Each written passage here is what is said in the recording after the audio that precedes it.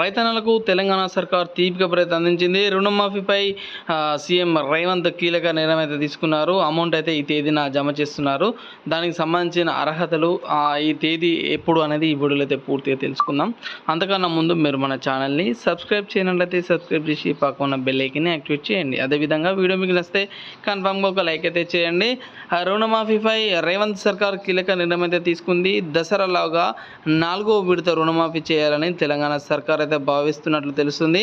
రైతు రుణమాఫీ అందని అర్హులైన వారికి నిధుల జమ పూర్తి చేయాలని భావిస్తుంది. ఇందుకోసం కసరత్తు అయితే చేస్తుంది. మొత్తం 4.25 లక్షల మందికి రుణాలు మాఫీ చేయాలని నిర్ణయించినట్లుగా అయితే తెలుస్తుంది.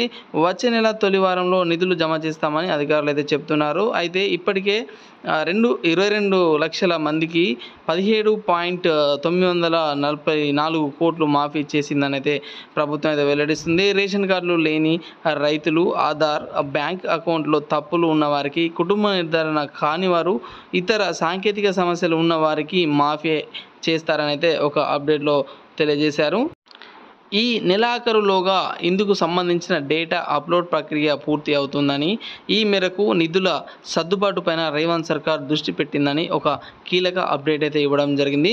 సో ఏంటి అంటే ఈ దసరాలోగా ఎవరికైతే 2 లక్షల లోపు రుణమాఫీ కాలేదో ఆ రైతులకు ఈ రుణమాఫీ చేస్తామని ఒక అప్డేట్ ద్వారా అయితే ఇచ్చారు. దానికి బ్యాంకుల్లో ఏమైనా సాంకేతిక లోపాలు ఉన్నా కూడా సర్దుబాటు చేసి వారికి అమౌంట్ అయితే ఖాతాలో జమ చేస్తామని అయితే చెప్తున్నారు. సో ఇదండి ఈరోజు వచ్చిన అప్డేట్. మరిన్ని అప్డేట్స్ కోసం మన ఛానల్ని సబ్స్క్రైబ్ చేయడం మాత్రం మర్చిపోకండి.